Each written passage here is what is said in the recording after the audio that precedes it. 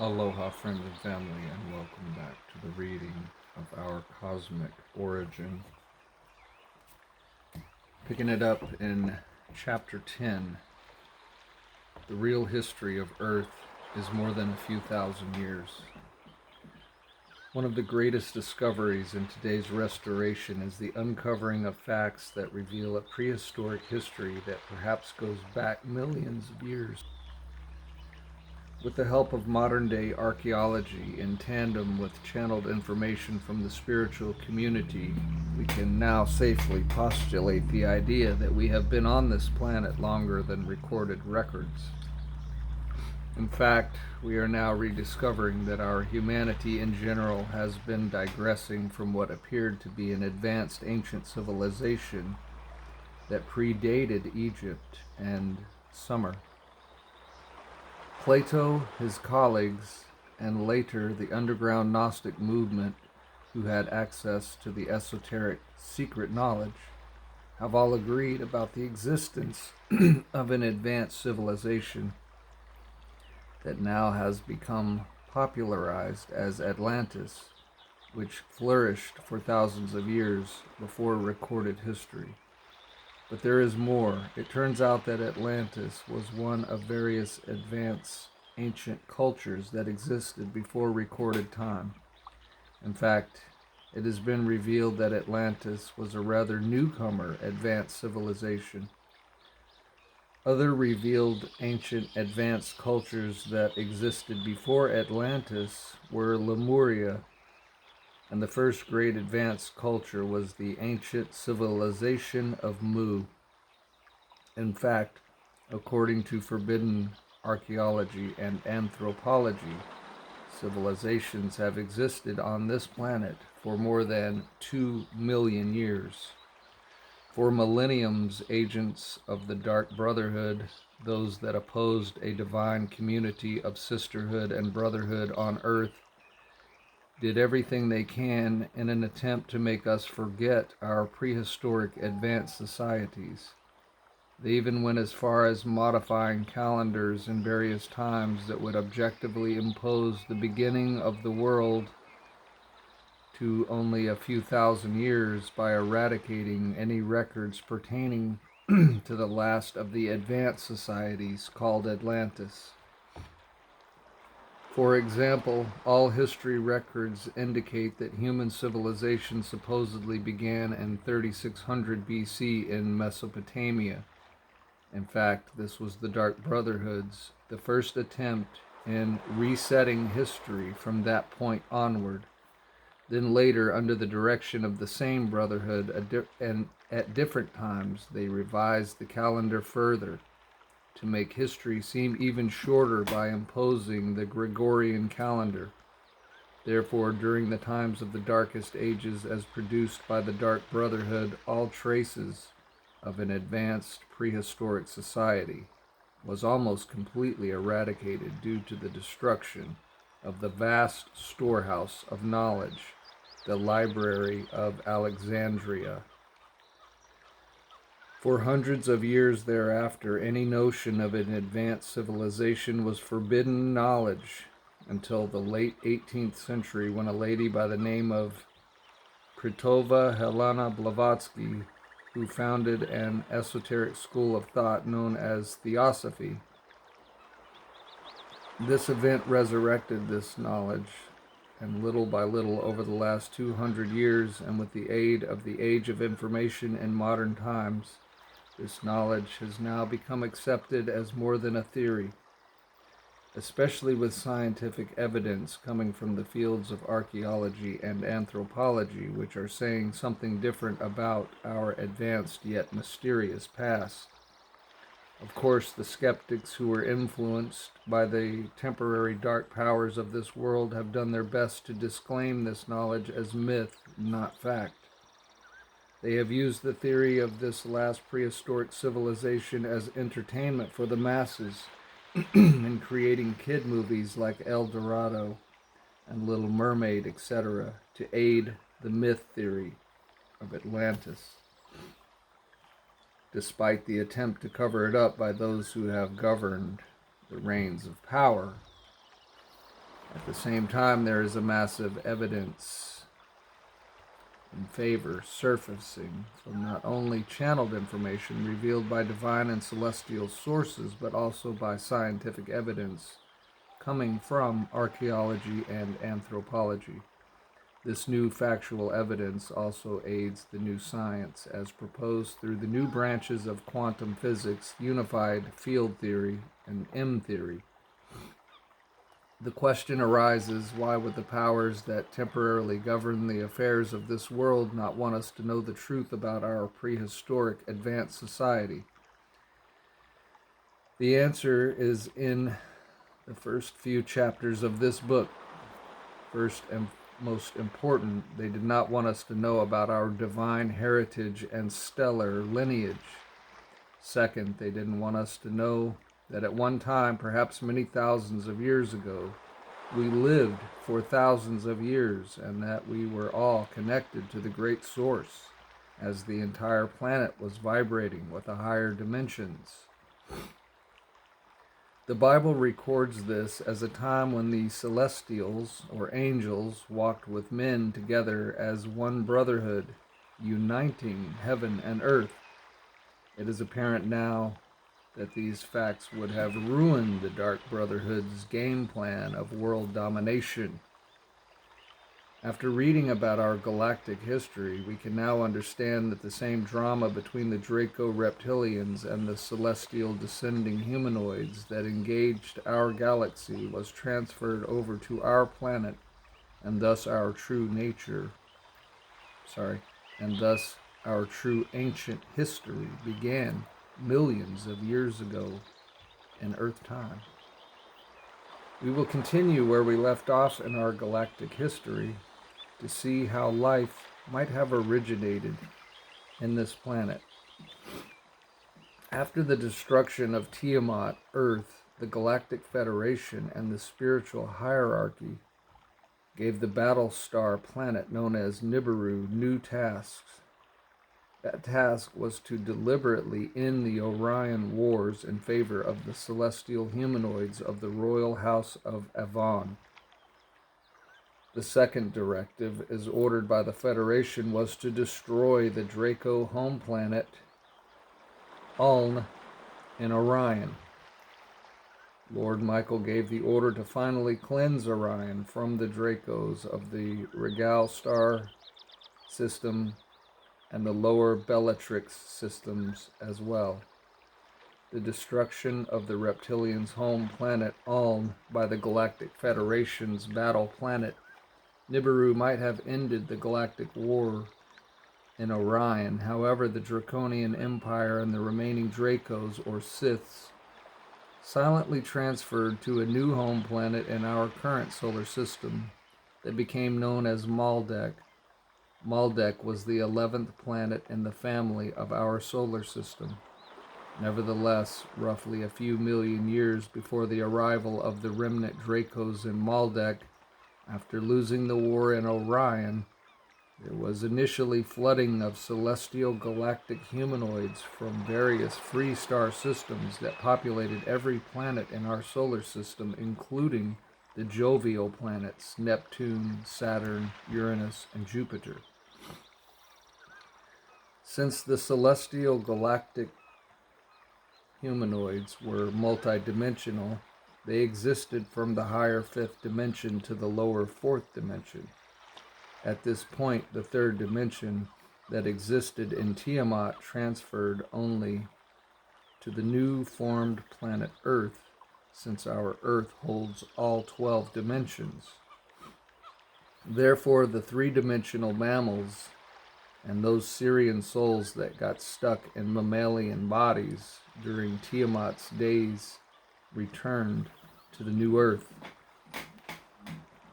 There is no record indicating exactly how many years ago the celestial galactic humanoids populated our entire solar system, but according to speculation, it all took place about 3 to 4 million years ago, Earth time.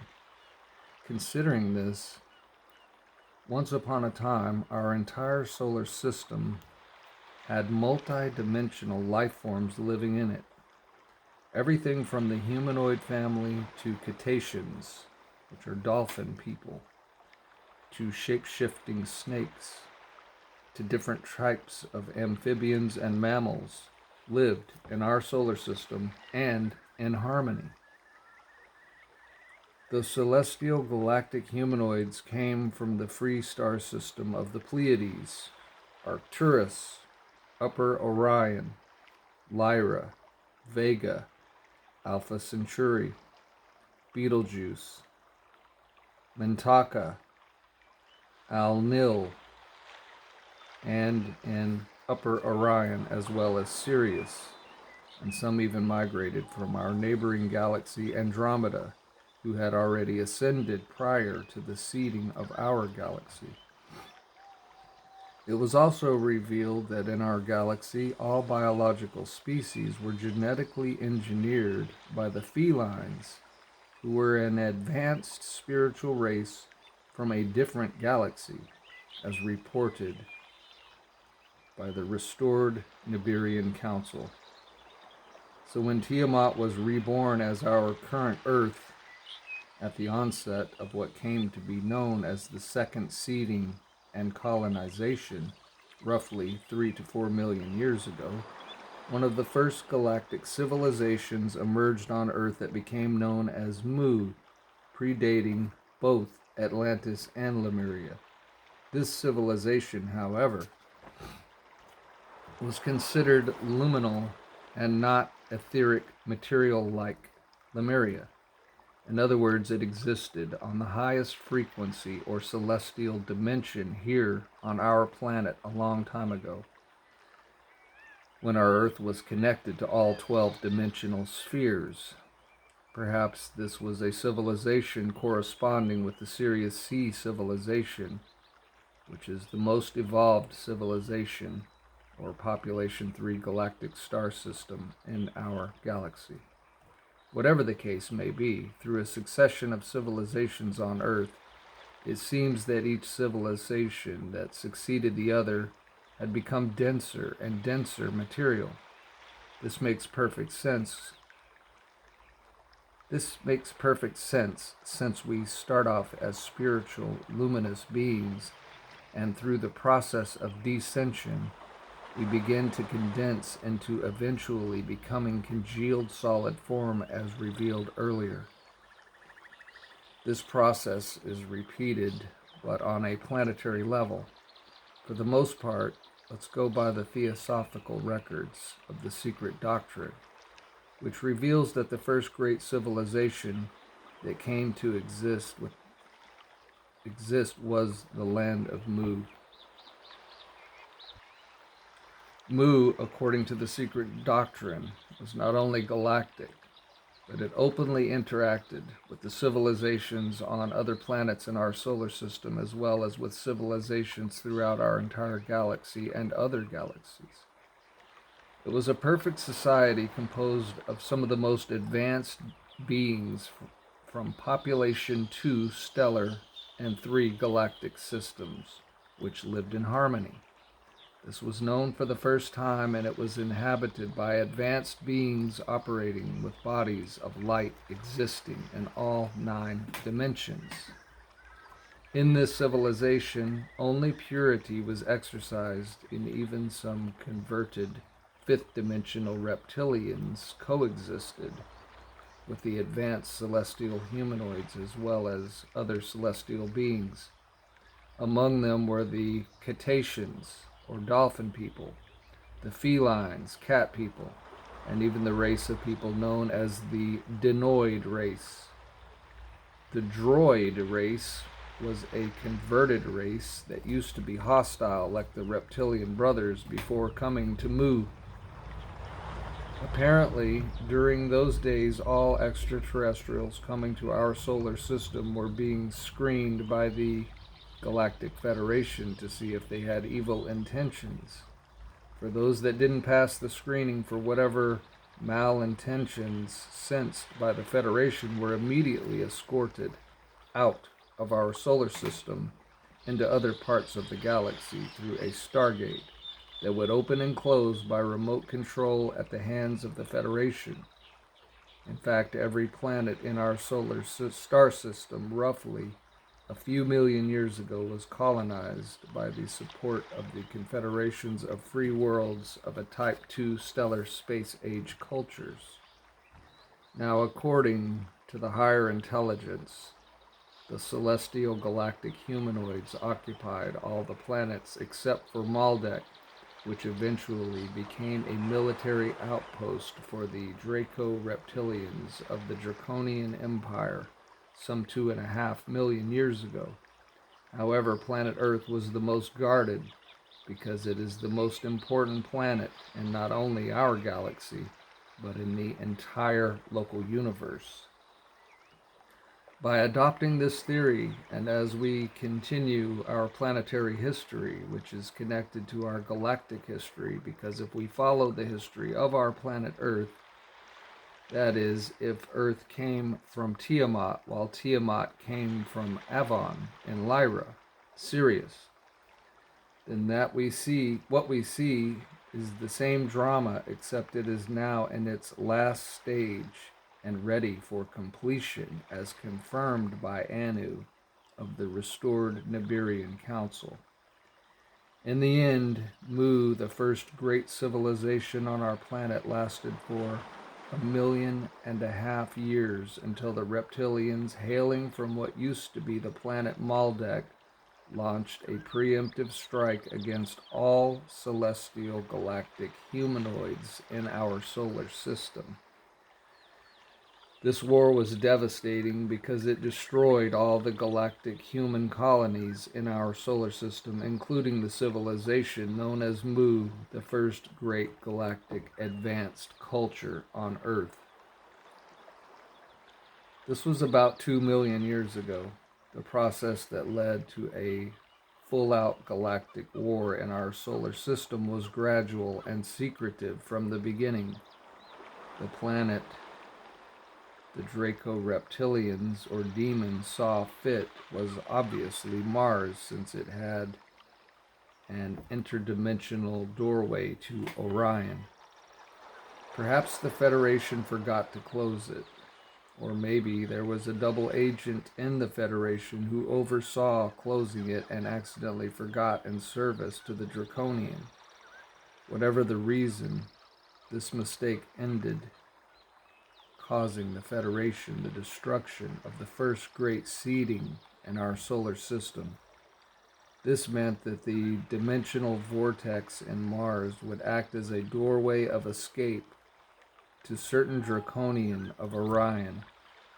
And it did, as some Dracos leaked into our solar system by shape-shifting into human form in order to deceive the galactic humanoids as they transferred into our solar system through Mars. This is likened to how the Sith in Star Wars shape-shifted into the Chancellor in the Revenge of the Sith. Shortly after the Dracons, or demons, managed to infiltrate the Martian colony from within by entering through an interdimensional doorway, they quickly began to infiltrate and take over the affairs in Mars. Bear in mind that interdimensional stargates are now a scientific fact rather than science fiction, as there is one in the Bermuda Triangle, as well as in the Gulf of Eden and many other places on our planet. The Dracos knew that this solar system was well guarded by the Confederation of Free Worlds, which could detect their ships from miles away. So the Dracos went about it a different way. First, they could have infiltrated the Federation, because the whole idea of double agents was also practiced then as it is today with modern-day secret societies. The second possibility is that they themselves could have managed to open the dimensional doorway in Mars from Orion, since they fell under the category of Type 2 space-age civilizations capable of manipulating stargates. As to how they did that, there is no data yet. However, what is known is that eventually the Martian colony that was inhabited by galactic humans fell from being connected to the universal life force of the great central sun when they submitted to the outer technologies given to them by their new visitors, the shape-shifting Draconian. This was a two-way plan by the Draconian of the Royal Galactic House of Ulm. Now, as to how they also managed to totally occupy a planet, Maldek, of their own in our solar system remains a mystery. Perhaps after coming in through the Stargate in Mars, they slowly began building their secret colony in Maldek, which was apparently ignored by the human colonies. Nonetheless, this was a secret expedition that was apparently undetected by the Confederation of the Guardians of Councils. Whatever the reason was, there might have been a force greater than the Galactic Councils that allowed for this to happen, for everything has a purpose. The planets that were most affected by the attacks from Maldek were the terrestrial planets. As far as the jovial planets, they were secured in higher dimensions than the fifth, where the Draconian had no more access, thanks to the cleansing of the higher dimensions conducted by Lord Michael. For at one point in this cosmic drama, Lord Michael and his forces of the Galactic Command had curtailed the dark forces from existing in the higher dimensions beyond fifth. Today, it is believed that those civilizations in the higher etheric and celestial spheres on the jovial planets have been existing till this day and have been aiding the Federation of Free Worlds from the Council of Saturn in the liberation of our planet. However, after this demise took place in our solar system millions of years ago, destroying the human populations of Mars, Venus, and Earth, the Draco-Reptilians were prohibited from entering our solar system by the Federation and were now confined to the fourth and third dimensions only.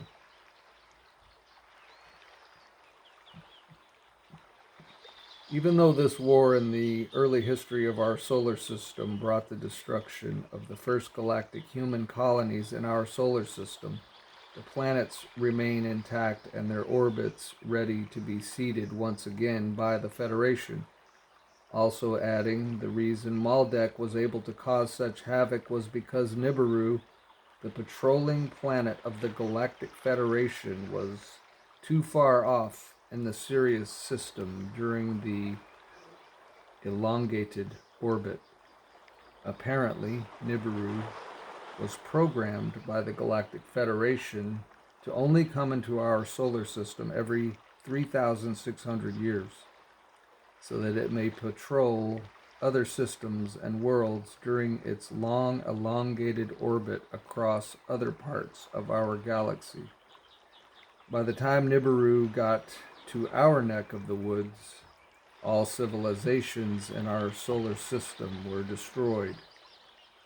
Nevertheless, Nibiru didn't waste time upon arrival, beaming the planet Maldek into pieces, destroying the reptoid and dinoid population in a split second, with only 1% or so who barely survived because they managed to escape. As a result of Maldek's destruction, the Colbert Belt was formed. In support of this theory, there is now scientific evidence that is being slowly released from NASA indicating that there was life on other planets such as Mars and Venus. For instance, they have found old water canals and dried up riverbeds on Mars, not to mention ancient monuments and pyramids have also been discovered on Mars. One example of this would be the Face monument located in Mars that could be dated to at least 2 million years back. Well, according to the Nibirian Council, this was a monument built by the Galactic Federation and memory of the great stellar human civilization that existed there millions of years ago. Today, Mu and the other civilizations that occupied our solar system during those times are slowly becoming a discussable topic since we are living in the fullness of times. Nonetheless, life on Earth continued as the Pleiadians and Sirians quickly set about to reseed our planet for the second time, to create a second great galactic civilization that became known as Lemuria. As for the other planets, Mars and Venus's life perhaps ascended to a higher dimension, no longer existing in the fourth and third densities. During the times of Lemuria, light beings had become denser than during the times of Mu. According to the secret doctrine, each civilization that followed becomes denser and denser. Theosophy also revealed that while Mu was considered the first root race of our planet, Lemuria was considered the second root race. In fact, Lemuria was considered the second Garden of Eden. From the beginning, Lemuria, like Mu, had developed as a Syrian-Lyran Pleiadian society, gearing towards spiritual feminine growth with no technology. Some say that Lemuria acted as a model for a true democracy. It was considered a perfect world with lush, green, blue skies and seas. It was a garden independent of external technologies, a true Garden of Eden. The inhabitants were etheric material, spiritual matter, and gross physical, organic matter, existing in both dimensions at once, since there was no external technology and everyone was tuned with universal consciousness. Back then, the very sentient being, humanoid and otherwise, was a co-creator of their own reality. I'm going to reread that. Back then, every sentient being, humanoid and otherwise, was a co-creator of their own reality. However, as in the case of the Pleiades' second Earth Grand Experiment, the Lemurians became too polarized towards spiritual evolution and were going to lose touch with physical reality lower than the fifth dimension. In other words, they were going to make our entire planet ascend without fully integrating the lower chakras, or in the case of our planet, the lower dimensions. So the time to continue the game of polarity integration had to be adjusted one more time by the higher-ups for its success.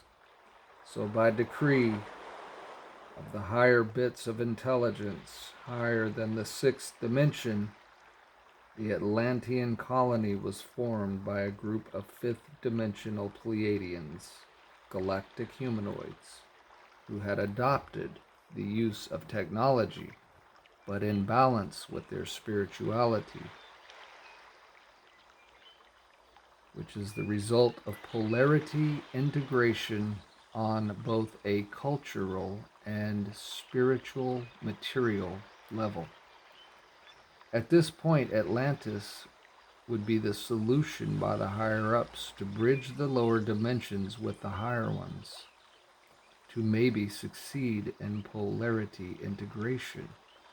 From a higher perspective, all root races were steps in a greater development that would eventually establish an eternal utopia on our planet. For instance, according to esoteric secret knowledge, Atlantis became the third root race collectively developing the group mind of the planet. Lemuria was developing the feeling center or emotional body of our planet, while in Mu we were learning to evolve a physical body. In the fourth root race, which is our current stage, and after developing our mental body during the times of Atlantis, we were given 13,000 years to learn to balance the mind, technology, and emotions, spirituality. for the next 13,000 years or so. So by the time we entered the fifth root race and the seventh golden age, which is now, we can begin to once again develop our light body in a speedy upward evolution to the higher dimensions where we came from, while staying grounded in the lower material dimensions.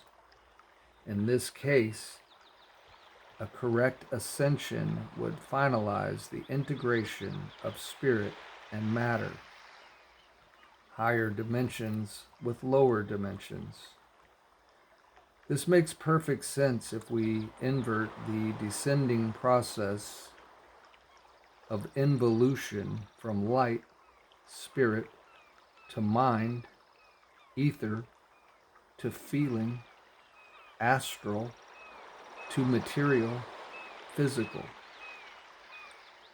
This also corresponds to the four-body system described in the Eastern traditions, and all would agree that the whole purpose of the Great Descent is for us celestial light beings to inherit a perfected physical vehicle that is grounded in all dimensions. Furthermore, despite Atlantis's original intention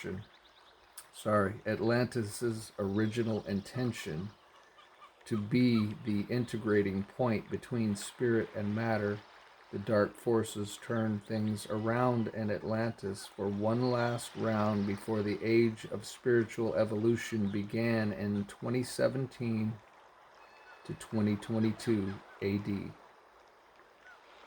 One last round because, according to ancient prophecies, the forces of darkness or duality came to an end at the rise of the fifth root race, which is happening in our current times.